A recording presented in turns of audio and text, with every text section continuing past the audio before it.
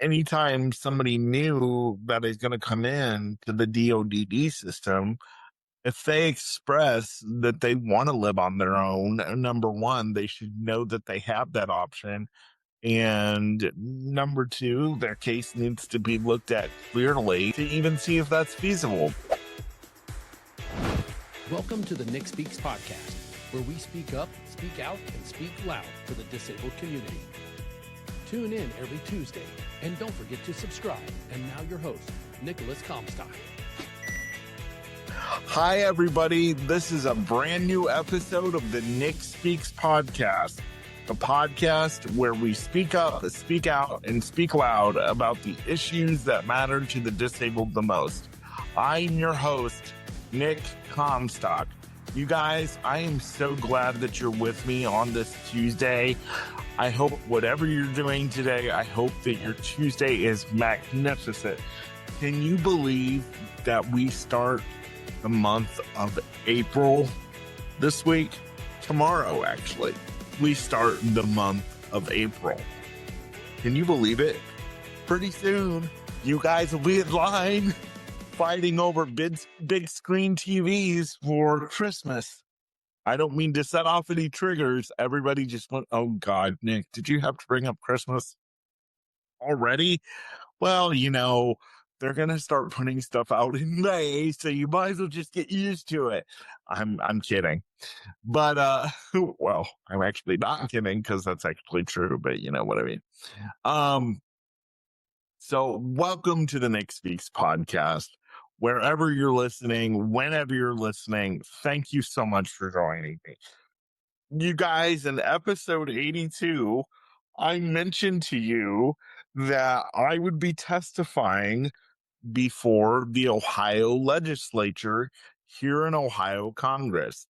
And I did that testimony. And today I want to give you kind of a behind the scenes look at what happened through a monologue that I'm going to do today.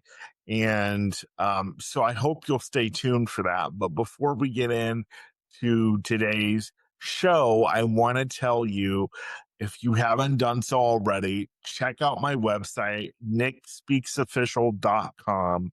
You can find my podcast there. You can find my TikTok there.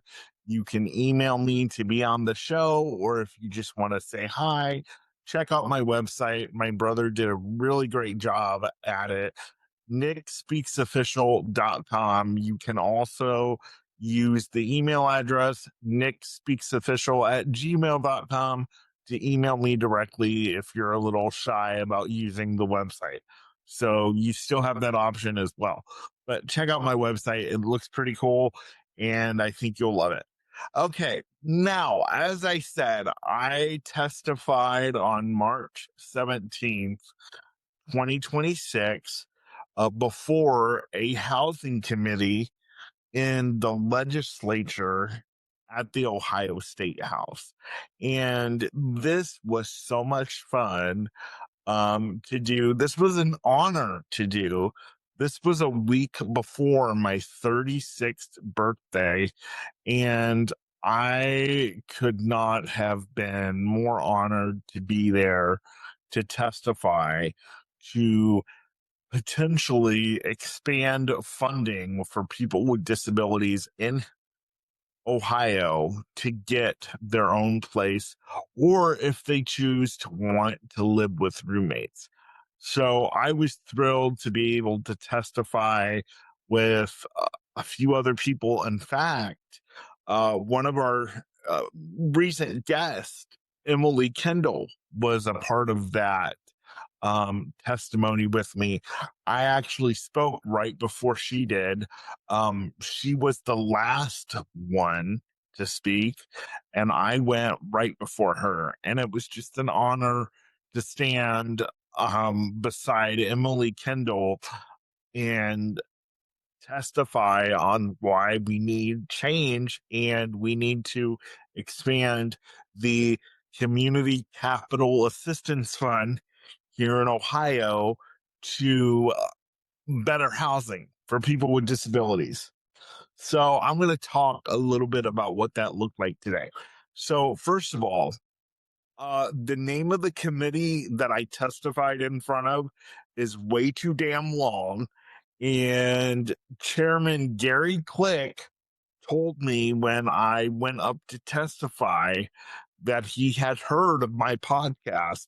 And I believe he told me that he listened to it.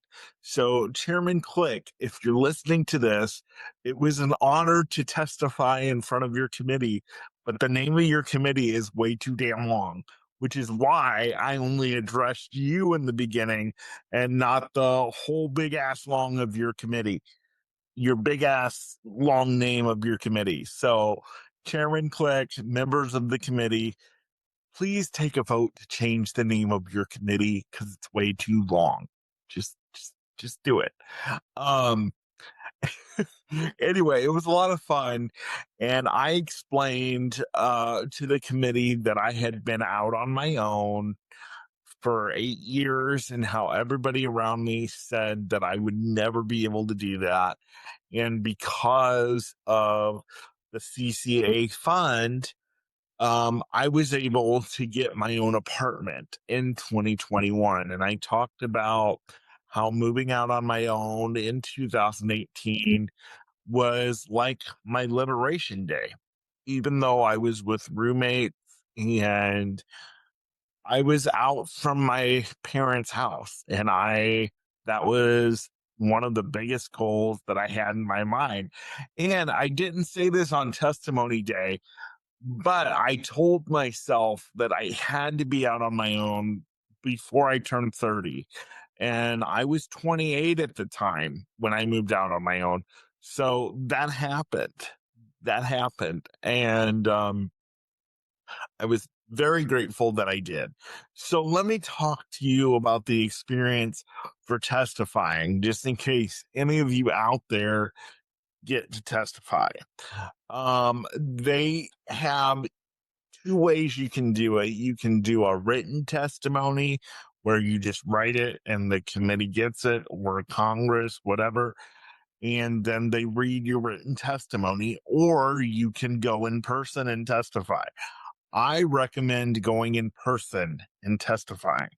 Now, whether you do a written testimony or you go and speak and you read your testimony, they're still going to have you write it regardless, because what the housing committee did was they had a copy of everyone's testimony on their iPad so they could follow along with what was being said and then ask questions at the end of each testimony.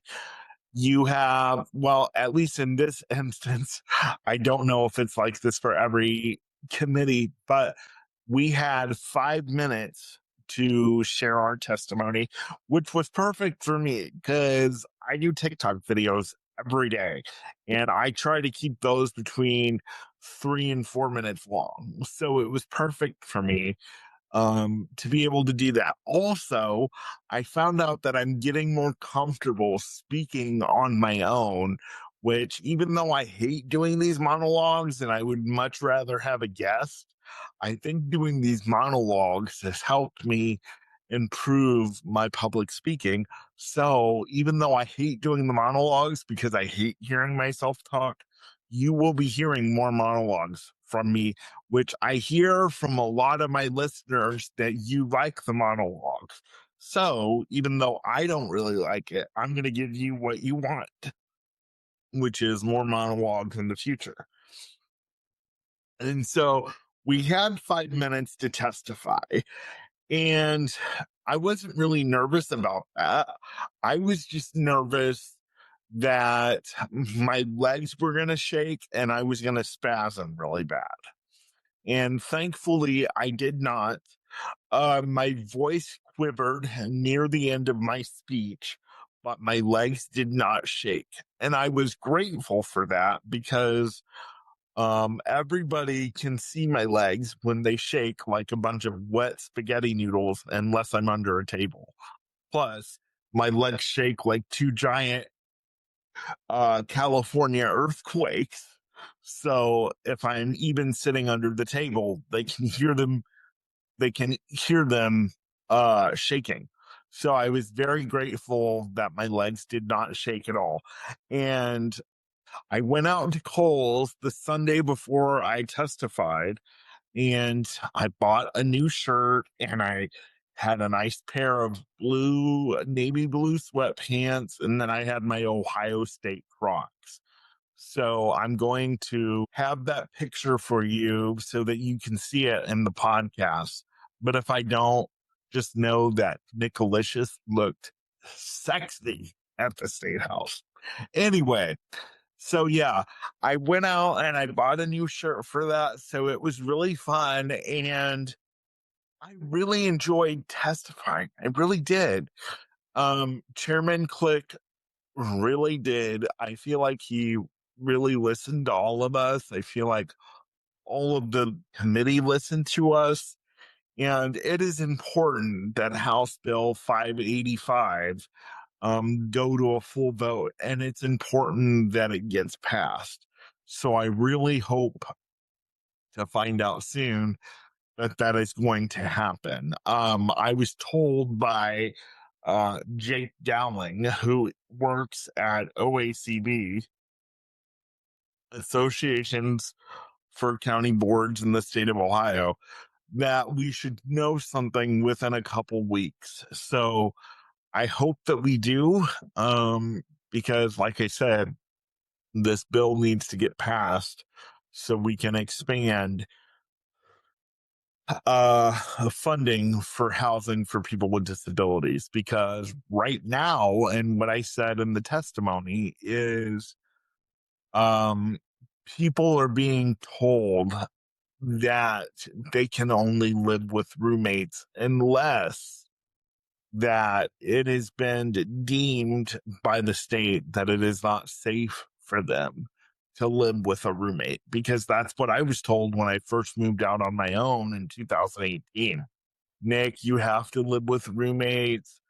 This will be a stepping stone, but really it's a way for the state of Ohio to save money because they don't want to pay for 24/7 staffing plus a rent subsidy for someone like me to live on their own.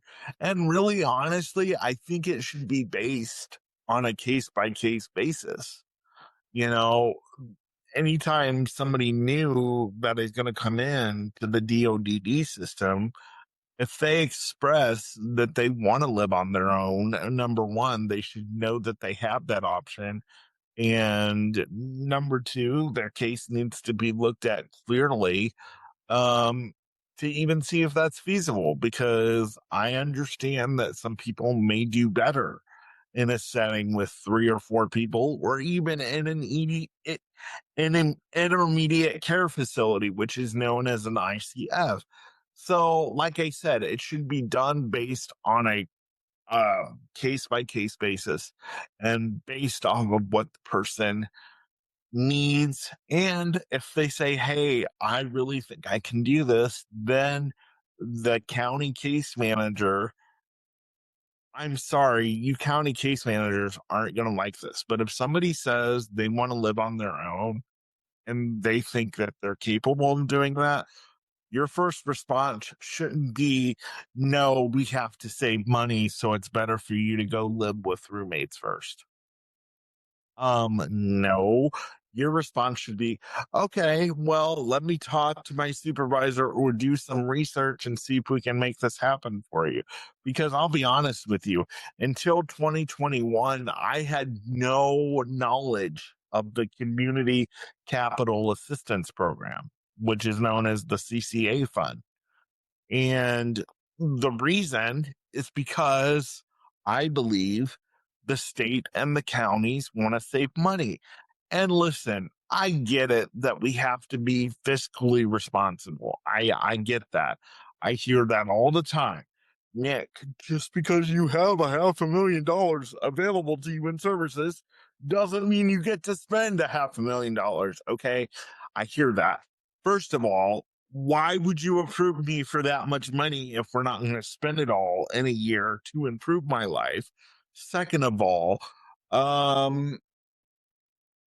Why? Just why? I don't want to hear that, but it is what it is. I actually lost my second of all. That's why I just went on to something else. But anyway, um, oh, second of all, you're a taxpayer. So you should be wanting to figure out, yes, let's use this money to improve my client's life because after all, I'm paying taxes into the system. So instead of telling them no and keeping the money for the county or the state, let's remember I am a taxpayer. So let's try to figure out how to use my taxpayer money. Come on, case managers, get your head out of your butt. You know, figure this out. Anyway, I want to say too that I I just there's something about testifying in front of Ohio legislature. Really, when any state gives you the opportunity to do it, take it. I'm so glad I took it. I'm so glad that the landlord that supplies my housing threw my name out there and said, I think Nick would be a great person to testify at this. And I really appreciate that. I really do. Now, one thing I want to say is that when I was leaving the state house that day, somebody came up to me and said, Nick, I hope you know this is not over. This is just the beginning. And I looked at them like, what the hell are you talking about? Uh, Several people have mentioned to me in years past that I should consider going into politics. And I really don't want anything to do with it. I just don't. Because as you know, politics is real divisive in this country. Somebody, Charlie Kirk was assassinated, and I just and there's been threats on Donald Trump's life. There was an assassination attempt in Butler, Pennsylvania, and then another one at one of his golf clubs. I think it was in Mar-a-Lago shortly after the one in Butler, Pennsylvania. And so it's just there's just a lot of mess in politics that I don't want to deal with. I don't want somebody to try to dig up dirt on me like they do with our politicians. Um, you can try to dig up dirt on me, but you should know that I'm an open book. I share things that I probably shouldn't, but because I grew up in a culture where everything was covered up and swept under the rug in the churches that I went to, I decided to be a complete open book. And some of that is to my family's dismay, but I don't really care.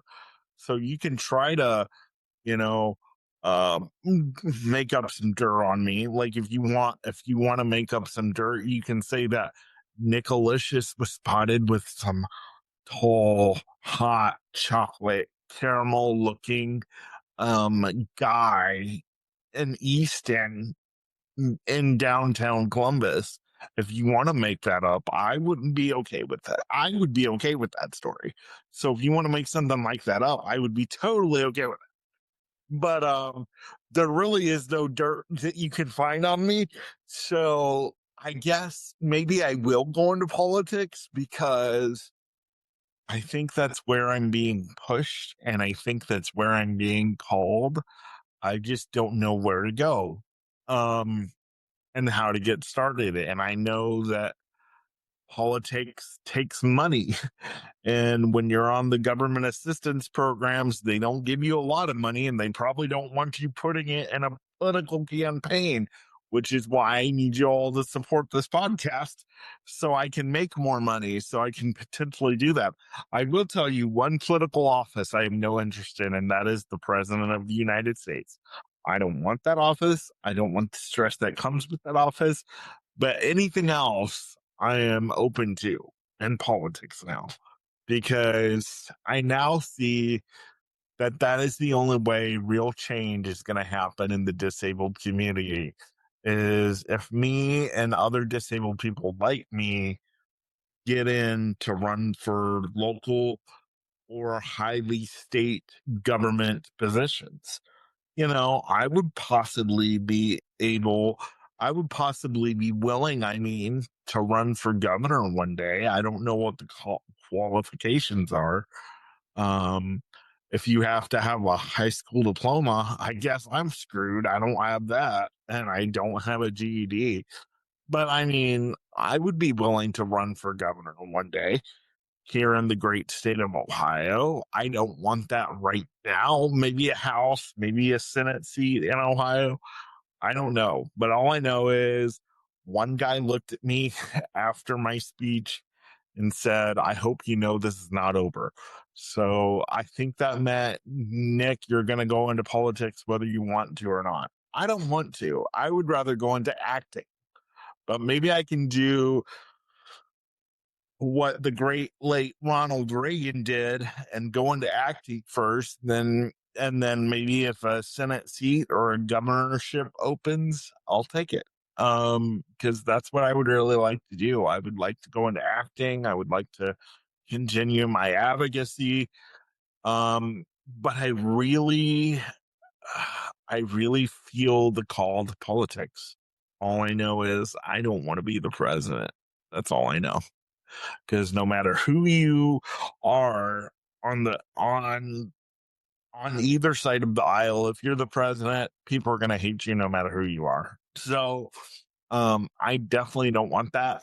I'm a nice poison, as they say, and I like to be liked. And if you're going to run for president, half the country is not going to like you, and even some in your own party aren't going to like you. And I just can't handle people not liking me. So, because Nicolas is a nice, sexy, beautiful man, and I like to be liked. So maybe I shouldn't consider running for Senate or House either, because maybe people won't like me there either. I don't know. But I tend to be a little bit of a wild card. I would probably run as an independent. Though as an independent, I would probably vote conservative. So I don't know if I would win under an independent card. Because both parties, in my opinion, are in it for themselves to a certain degree. One party more than the other. I'm not going to say which I believe, but yeah. So testifying was just such a blast, and I loved Chairman Click. Whenever I go to all my speaking engagements, it doesn't matter if I'm testifying in front of Congress or speaking in front of 75 caregivers. I try to make my audience laugh wherever I go. And I think I did that. I got them laughing at least twice. Chairman Click, when I started my testimony, he said, when I ended my testimony, he opened the floor for any questions, and he said, does anyone have any questions for Mr. Comstock? And he said, I don't know. We look pretty mean. And I said, oh, that's okay. I'm legally blind. I can't see you anyway. So that made everybody laugh. And then during my speech, I said something about, everyone around me told me that I would never move out, never have a job, never have a romantic relationship. And I said, and they also said I would never be able to manage my finances. But when I got to the romantic relationship part of it, I told the committee, I haven't done such a great job in the romance department, but I'm working on it. So, and they all laughed then. And I was glad to make them laugh, because the world needs more laughter. Even politics is, I think, at times too serious, and politicians don't know how to laugh at themselves. And it's funny because, like I said, I went out to Kohl's the Sunday before to buy a new shirt, for the event. And I called my mom because at the time I was looking to not only buy a new shirt and pants, but I was going to try to buy a new pair of shoes because all I have are my Ohio State Crocs. And I didn't want to go in there in my Ohio State Crocs, but I did, which I was kind of disappointed that nobody mentioned my shoes on the committee. Did you guys see on the committee how awesome my shoes were? But anyway, so I called my mom and I was like, hey, what's my shoe size? Because I'm out shopping right now. And she was like, I don't know or I don't remember. But then my mom said to me this. She goes, Nick, you should probably wear a shirt and tie, because you are going through before the Ohio legislature. And one of the things she said to me was, don't show up like John Fetterman. And, that's just my mom. She always kind of has kind of a negative outlook on things. And she said, don't show up like John Fetterman. But what I appreciate about John Fetterman is he literally looked at these men and women, and by showing up the way he did a couple different times in Congress, he said, you guys take yourself way too seriously. Meaning, you guys are too much of a stuffed suit. Let your hair down a little bit. I mean, even in if Congress could maybe just dress down a little bit, maybe have the men come in in khakis and a collared shirt once in a while. Or if it's really hot, let the men come in some shorts and a golf shirt once in a while or something. Let the women wear some I don't know, what do women wear when it's hot? We can't have the women in Congress coming in bikinis, so I don't know what the women can wear, if it's extra hot. I don't know how you can dress down if it's extra hot, or if you just don't want to wear, your normal skirt and blazer type thing. I don't know. The women would have to figure that out. What do women wear? Capris? Are capris comfortable for women? I don't know. Somebody who's a woman that has to wear dress-up clothes constantly, tell me in the comments whether capris are comfortable for you. um, I don't know, but yeah, maybe Congress needs to be a little bit more like the American people. You don't have to dress like a slob. I'm not saying do what the American people do when they show up to Walmart in their pajamas. I'm not saying show up to Congress in your pajamas. Although maybe a pajama day at Congress wouldn't be such a bad idea. It would loosen everybody up for a day at least. Yeah, so it was just really fun to testify there. I know I said it a lot, but it really was. And I look forward to doing more testimony work, hopefully more work with Chairman Click and the other people there. Also, what's interesting is everybody else there had their remarks written down, right? So, they were reading while also looking at the committee. So they would say, Chairman Click, members of the committee, and then they would say the whole committee name because it was in their notes and they were reading from their notes. And as I said at the beginning of this, your guys' committee name is way too damn long. You need to change it. But what's interesting is they also said somebody else's name, which was, I believe they said Chairman Click and Ranking Member Humphreys. Now, it's not that I didn't want to say your name, Ranking Member Humphreys. I think you were sitting in for someone else that day, so you became like the ranking member. It's not that I didn't want to say your name, Ranking Member Humphreys. I had a second grade teacher that was named Mrs. Humphreys. I I didn't want to butcher your name. And sometimes when I get nervous, I butcher people's names, and I didn't want to butcher your name.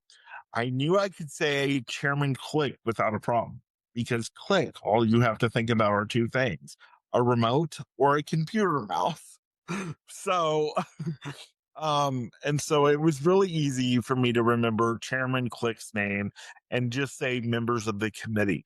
I wasn't slighting any of you because I didn't say, ranking member Humphreys or the name of your committee. I wasn't trying to slight it. It was just, I was trying to remember what I can because I was saying everything from memory.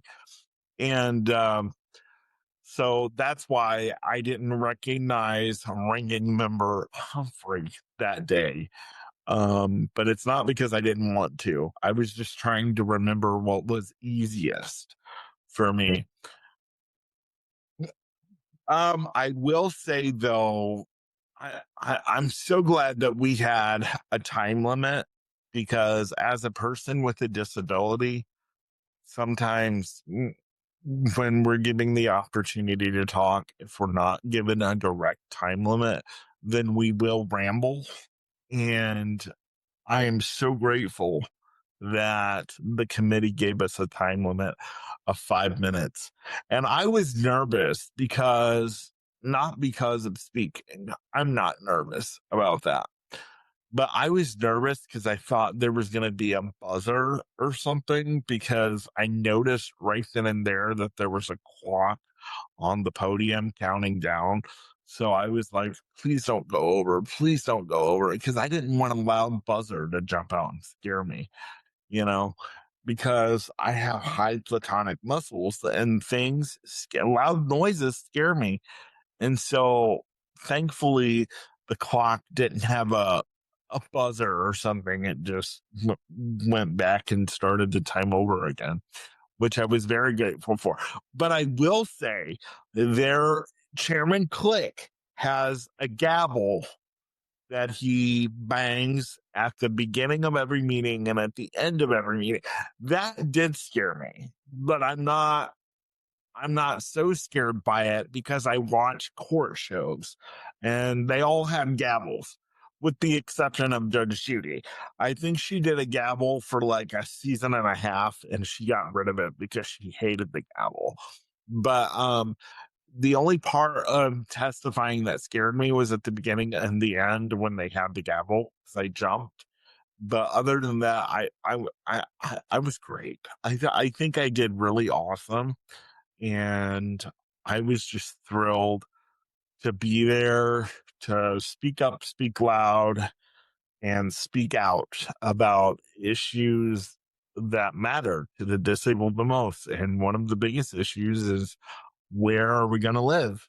And how are we going to live on our own? And we need our government to help us, to do that. Although I will say, I don't think you need your government to help you disabled people as much as you think you do. I think you can become an entrepreneurial and say bye-bye to the government, like I'm trying to do.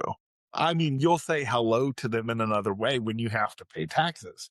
But I think at this point, I would rather say hello to them in another way and pay taxes than have to deal with all their red tape and rules and regulations when it comes to having, Social Security checks or Medicaid or Medicare or Medicaid or Medicare waivers. It's just all confusing because it all comes from the government. And nobody knows what the right hand is doing. Nobody knows what the left hand is doing. They can barely put 2 feet together to stand up and walk. Okay. I really think, when it comes to the people in Medicare and Medicaid and the people that run all these programs, I think a lot of them are disabled in more ways than one. And actually, the actual disabled people could do a better job running these programs than the people who are actually in charge. That's just my opinion. Um, And that's why I love being an independent podcaster, because I can say my opinion and I don't have to kiss anybody's butt to keep anybody happy, which is why I don't get on a lot of committees and stuff for disabled people, because I know that I am a wild card, as my friend Alex likes to say. Nick, you're a bit of a wild card. Yes, I am, and I appreciate that compliment. So yeah, testifying was fun on March 17th, and I hope I get a chance to do it again. And I would encourage you, if you're a citizen who really cares about your community and the folks around you and what happens, get into a part of a community that you know needs change. And if it affects you, go to your local city council, go to your local legislatures and say, this is how this issue affects me, whatever it is, whether it's disability rights or whether it's the school board or whether it's, you know, I don't know, whatever else that's out there, whether it's gun rights, whether it's the um, NRA, whatever it is that you have a passion for and you think you can bring change to your local community or your state or federal level, don't be afraid to do it, because things aren't really going to change unless regular everyday people like you and me get involved. Just do your best not to become like the stuffed suits in Congress that we criticize all the time. And that's what I'm afraid of. I'm afraid of becoming a stuffed suit. And I don't want to do that. And that's kind of why I want to stay on the outside and do my advocating from the outside. Because I think a lot of these people, they got involved in politics and they're like, I'm going to change this and I'm going to do that. I'm going to do this. And then they got in there and they're like, whoa, I don't know if my opinions and what I want to change is so popular and it's more harder than what I thought it was going to be. And so, you know, but if the fight is really worth it, and I believe fighting for the rights of people with disabilities is worth it, that's why I'm strongly considering it. If the fight is really worth it, don't let anything stop you. Just don't become a stuffed suit and don't become a butt kisser. Don't do that either. Don't become a butt kisser.